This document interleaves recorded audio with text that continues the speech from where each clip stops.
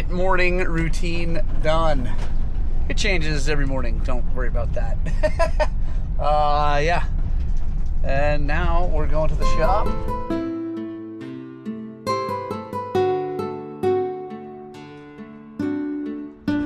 This is what we come to. All right, first on the lift this week is this XT 250. Carbureted is before they went to fuel injected with this model style. They did go fuel injected eventually on these. It was really nice. Unfortunately, this one is not. I mean, I'm not, whatever. Carburetors are fine, except for that when you leave them sitting, and fuel injectors do this too, but when you leave them sitting, they definitely gum up. Fuel injectors just take longer to go to gum up. So I don't know if I've ever taken the carburetor off of one of these things with this style bike. The old XT 225s are a lot easier to deal with, I think. So I'm gonna get this seat and tank off. I don't even know. We're just gonna start digging into it because it's in there somewhere.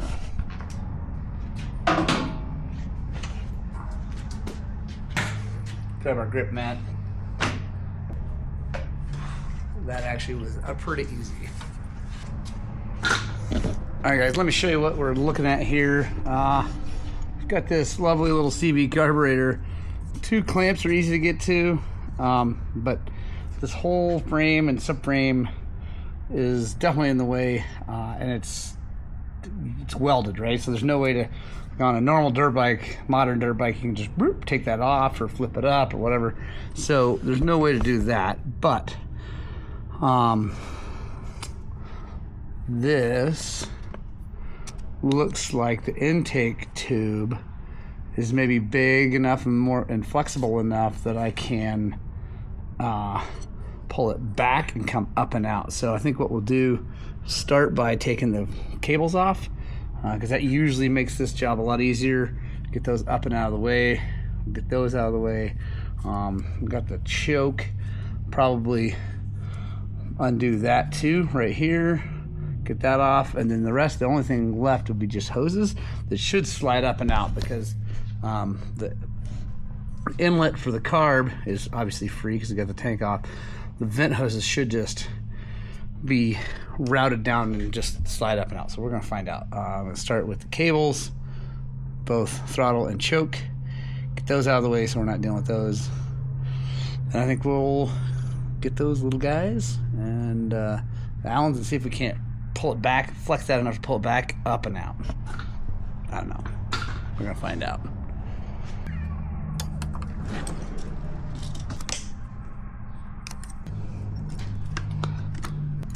Those out of the way. Alright, now I gotta set you down and see how I can pry this back. I mean, I'll try to do it with my hand. I might be able to do it with my hands. A lot of times I take a little pry bar and kind of leverage off of something just to help give me the leverage to boom, pop it straight back. But let me see what we can do. I've got it here. I've got it free from its front mooring, but I can't, because this is in the way. Of course, it doesn't unbolt. So I think I found, if I loosen, take that out, I think there's one on the other side, the whole airbox will slide back a little bit. It just needs to move a little bit, and then that'll give me the room. We'll see, I don't know.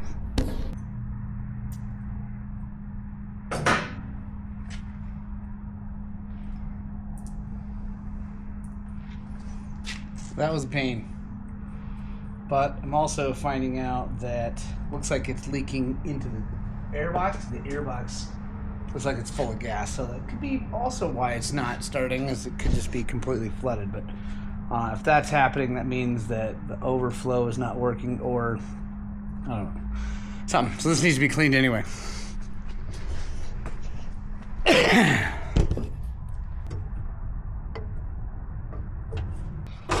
We'll see if it'll come out easier the other way, because the last thing you ever want to do is force a float pin anywhere.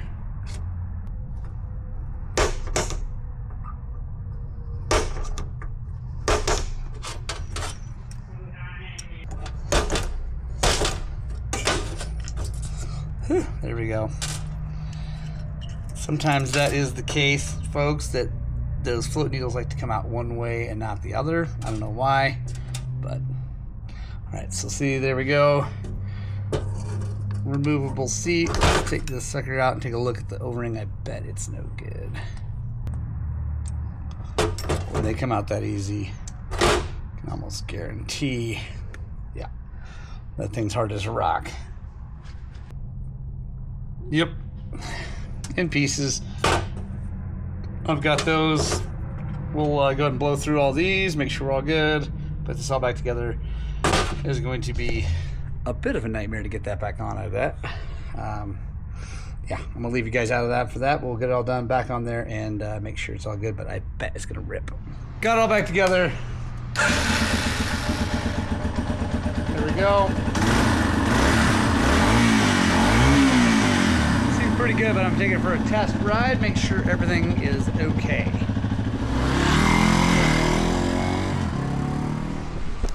Woohoo! Worked out. Bike runs awesome. Those O-rings are always a nightmare. Actually, I just had a long conversation with a friend of mine who works at JD Jetting, and he's going to send me hopefully like 10 of those things so I can have them in stock, because I had one, fortunately, but they fail all the time, and the seat is usually fine. You can buy the whole seat from Yamaha, like $43, or you can buy the O-ring for like $2 or $3. So anyway, that's rad. Super psyched. By the way, guys, check this out. A little mail time happening right here. I'm gonna leave that little suspense as to what is in there. Pretty excited about that. Also, this coming from the Netherlands, MX Racing. Anyway, super duper double secret for you guys. There's not that secret, but gotta keep you in suspense. Gotta keep you coming back to the channel. Also, real fast, shout out to biggest sponsor of the channel, Rocky Mountain ATV MC. If you already shop there, please consider using the link in the description for that. Also, I put links all over. It's at our website, all that good stuff. Also, entries are still open for the YZ125. We're building that thing. I just got done shooting the video about completely rebuilding that suspension. Turned out really good. Actually, some serious upgrades, which is pretty cool. Fully valved, all ready to go, so look out for that video. That's coming very soon. Yeah, get your entries in now, because we're only selling 1,000 of them. So yeah, anyway, I gotta get to work. All right, we got a whole bunch of stuff done today, which was good. I got some editing done, anyway. Tomorrow's Gospel Two Wheels morning. We're ready to rock and roll for that. Be down here in the morning early, getting ready for that. It's time to go home now, hang out with the family. I'll clean this up tomorrow, because that's how I feel right now. And yeah, go do stuff. Yeah, it's crazy life right now without my other mechanic. But again, I love every bit of it, because this is what I asked for. I wanted to be busy. I wanted to be successful. I wanted the YouTube channel to do what it does, and yeah, here we are. I will not complain, and I will thank you guys for watching. So yeah, let's keep this thing rocking.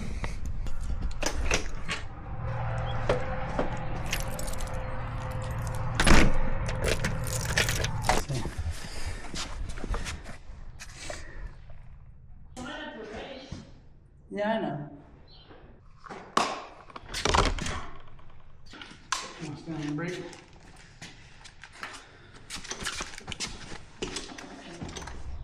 All right, guys, we are ready for the Gospel Two Wheels. Well, we're not ready yet, but we're getting ready for the Gospel Two Wheels.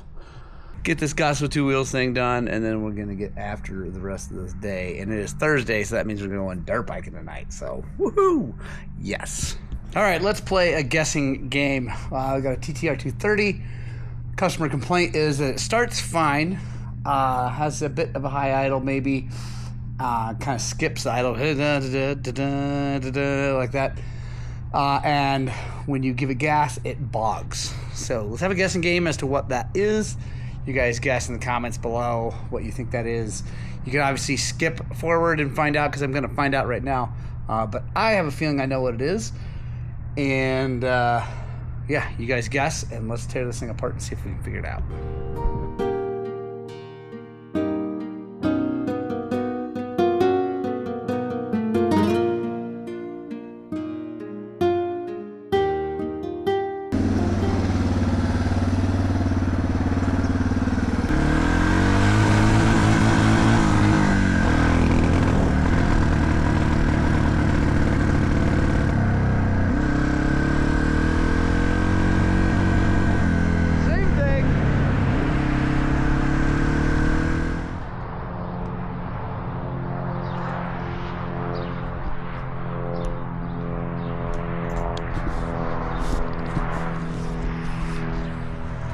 Oh well. On to the next job. All right, guys, so the next job for me is this YZ250 motor rebuild, and I'm not going to film it because I don't even want to be doing it. Not because of the job itself, but because it's just an unfortunate situation. So Zach started on this. The thing completely scattered. I think might have even been in an old Shlog, but the thing completely scattered, piston through everything, really messed a ton of stuff up. And then as we got in there, we found actually that the transmission was jacked up too. So we had to order those parts, and Zach had to leave. So it's not Zach's fault. Zach was doing his dead level best to get it done before he left for National Guard. But it just didn't happen. So now I have to do it, which is fine. I've done lots of these. It's a good thing it's a YZ250. But I just don't want to film it. I don't want to have the camera. I'm just going to put my head down, get this thing done. Yeah. So, but we got bent shift fork, torn up gears. There's things, lots of things. So, this kid did not take very good care of this motorcycle, and it shows. So, yeah. Anyway, I'm gonna get done and hammer down. So the next thing, I don't know what the next thing you guys are gonna see, but it's not gonna be this. Woo-hoo. We got her in there. Stoked about that. I got the motor back together again. Super happy. I know YZ's backwards and forwards, so that made that a lot easier. Sorry, looking at some stuff. Anyway, got that sucker in there. It's time to go ride dirt bikes now. It's Thursday night, and it's about time to shut this thing down, get the heck out of Dodge. Yeah, and we'll get this thing running tomorrow. I will bring you in when we fire it up, because it is a lovely thing when you fire a bike up after you've had this whole thing in a million pieces. Even though I've done so many of them at this point in my life, it still feels real good. So anyway, I will talk to you guys later. I'm gonna go ride. All right, guys, got it back together. Still don't have all the bolts in it or the seat on. Obviously, I still gotta clean the air filter, although it's actually pretty clean, but it looks like it has nearly enough oil on it. So, yeah, I want that obviously to be fresh when it goes back to them. But we're gonna start it right now because there's no dirt flying on this shop. Let's see how we do. So I have not started it yet. We pulled the choke. Gas is on. Gas is clean. There's coolant in it. I left the cap off so that I can check and see. Make sure it's moving coolant like it's supposed to. Training oil in it. So here we go. Roll through a couple times. Nice and slow. Okay, here we go.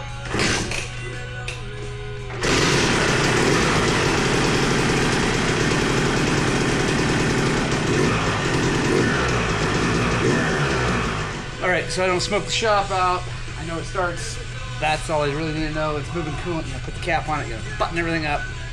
I'm going to take it out, and I'm going to put a full heat cycle on it before I even call him, so I can check everything through, make sure we have no leaks, no nothing.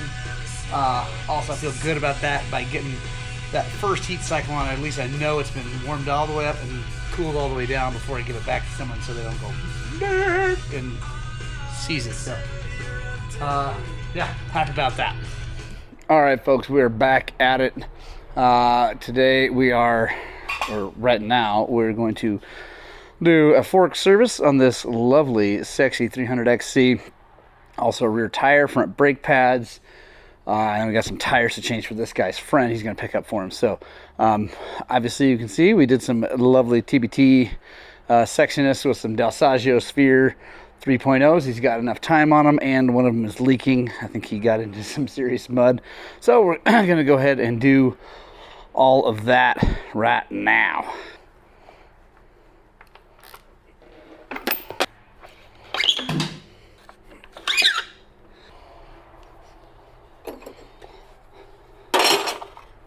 Alright guys, everything is pretty much the same as all other forks as far as getting the thing apart. We got to take this cartridge loose here.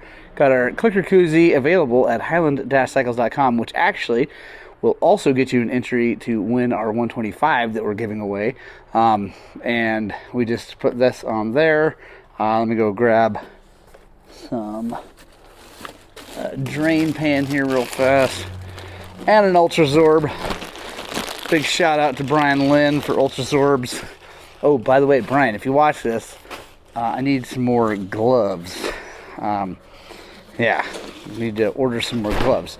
Shoot me an email. All right, 1 second.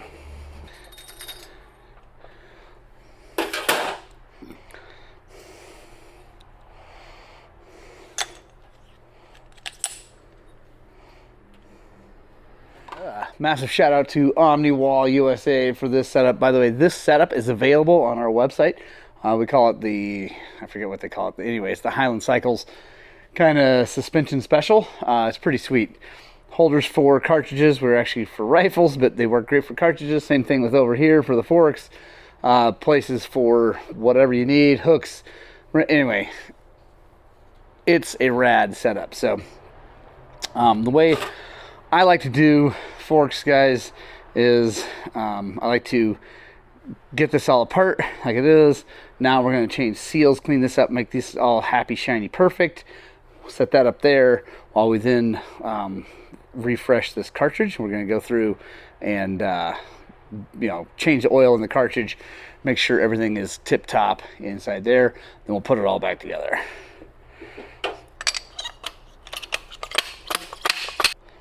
Always start this stuff by hand, guys.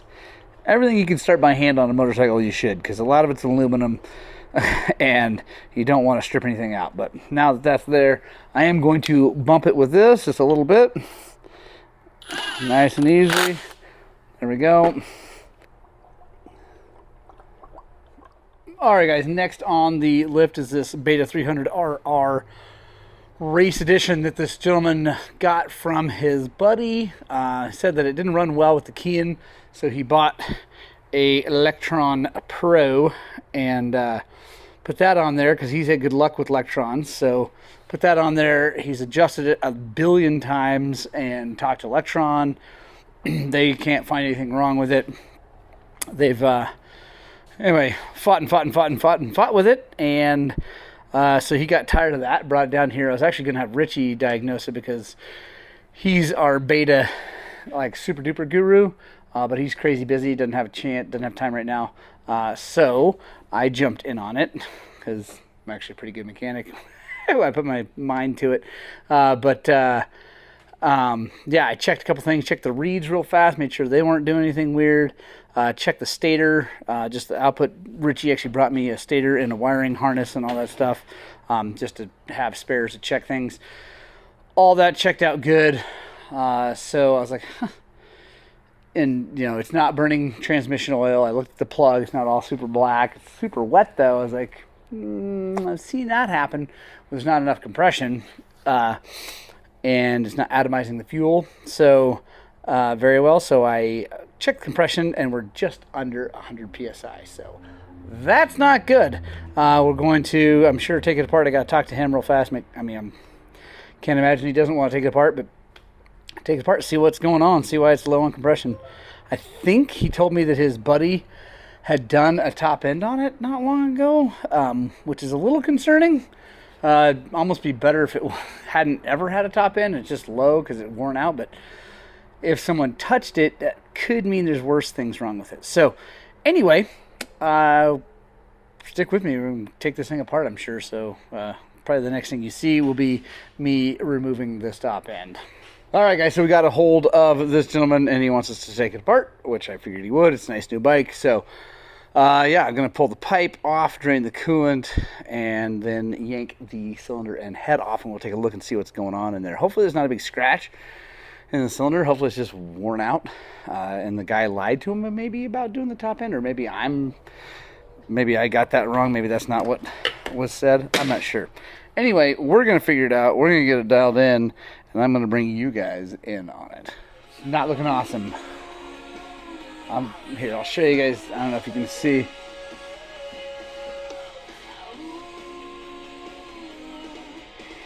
There's a mark right over there.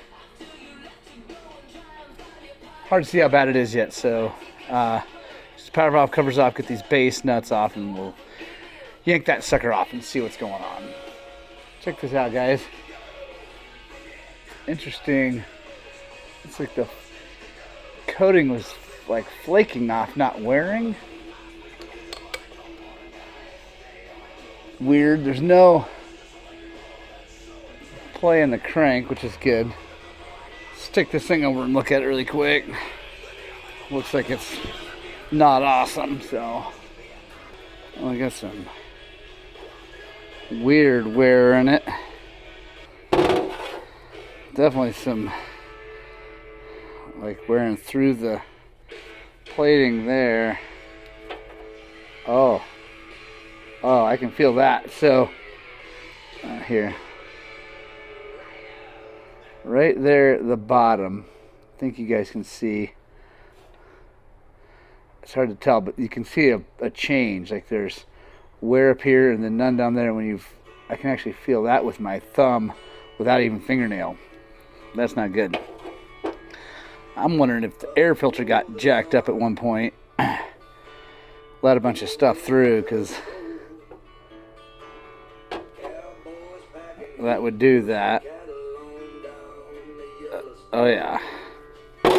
I can, right here, there's a huge difference. Yep.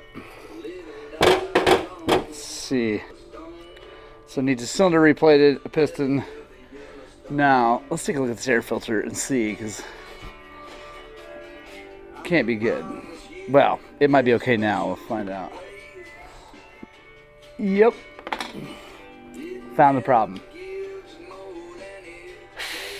So, first of all, there's not enough oil. But you see how far this is sticking up? Let's see.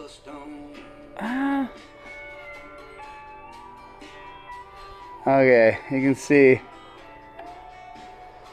definitely some dust.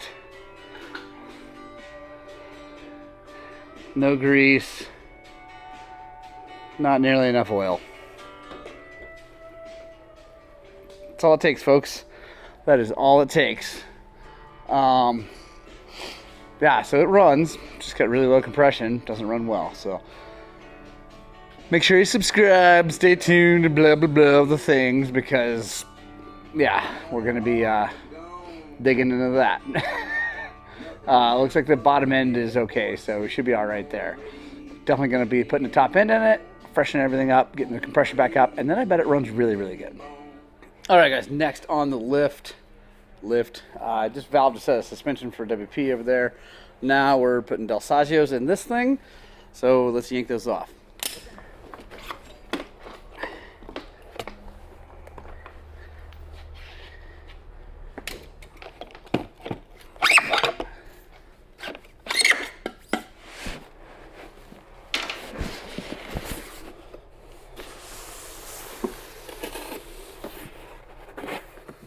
All right, guys, there they are. Beautiful, beautiful, beautiful pieces of Italian artwork. So these are the for air forks, AER, whatever, air forks. So we do have to take the lugs off. Now the new spring AOS forks from WP, they have a setup where you can just drop these things in without taking the lugs off. But on the AER you do, because we got to get these adapters into the bottom. So anyway. All right, guys, I believe the last thing of this Shlog is going to be the cleaning and rebuilding of this ancient FCR carburetor. This is off of that KTM right there. The old LC4? No. Is that what these are? RFS. LC4 is the different. Anyway, this is the RFS. Actually, this bike has been brilliant for this guy. He's had it for a long time. They run fine. I don't really have a problem with the old RFSs until you overheat them. If you overheat them once and you get any kind of warpage up in here, if you've been there, you know. Comment below if you've been there. You know what I'm talking about. Because you can't just resurface it. It's a whole thing, because the cam actually rides up here, obviously split, and the water pump's on here. Anyway, it's a situation if you do that. But this one seems to be good. It's super, super crazy dirty. I should have washed it before I actually took the carburetor off. But I've been very careful. Got it off. We're not going to let anything get in there. It's inside here. We're going to clean this thing off. And I want to do a big shout out to the folks at Rocky Mountain ATV. Obviously, you know that they're a big sponsor of the channel. I love them very much. They give me really cool stuff to test and all that stuff, and I appreciate them. But this contact cleaner is phenomenal. It's really, really good. Yeah, it cleans things really, really well, and it dries really well. It says electronic components and parts cleaner. That's good. That means you can spray it on stuff and not worry about it messing up electronics, which is cool, especially if you got throttle position sensors and all that kind of stuff like here, and connectors and all that good stuff. The other thing, like I said, is it blasts it off and it gets it really, really clean. And I think this is assembled, yeah, in the US. I think the other ones are, yeah, made in the USA with globally sourced materials. So I don't know, they probably, who knows where the aluminum came from. So it's not a fully 100% sourced in the US, but it is a US product as far as most things go. So yeah, I'm gonna blast this thing off and then probably take it to the ultrasonic, or to, yeah, probably the ultrasonic, and then also maybe vapor blaster. But check this out. So you can see how dirty it is. I know I should have gloves on, but even just that, it's getting pretty darn clean. There's all the dirt off of it. I like that a lot. I'm gonna go actually put some gloves on, take this thing apart, get it all cleaned up, and we're actually on this one. I use a lot of all balls kits on these carburetors because they're actually really good. Not on this one. This one I use the OEM KTM stuff. That's crazy. I think it's like over $100 for the Dichtung Sats FCR MX Kian gasket kit, but it comes with more parts and it comes with things that the other kits don't have. So there we go. Gonna finish this up. We'll put it on there, see if this thing runs. All right, guys, got the carburetor all back on there. We're changing oil. It's disgusting down in there because it's got the two filters up on top of the motor.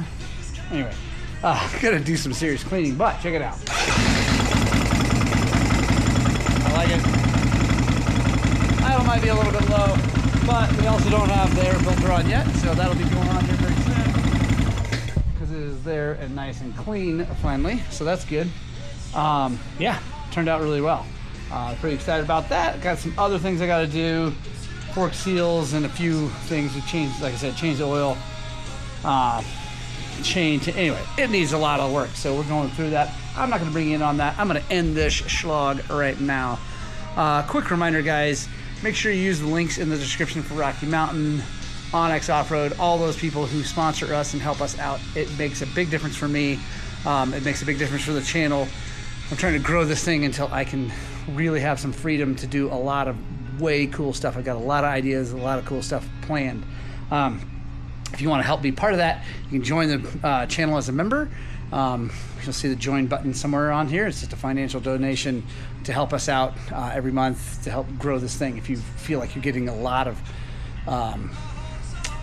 value from this content. So obviously don't feel the need to do that because we're going to make these videos no matter what. And then the other thing I want to stress is if you have a local shop that you really like, please support them. Do that first. Always do that first. That is what keeps this sport going. That's what keeps cool stuff like Thursday night rides and all that stuff happening in your local area. So make sure you do that first.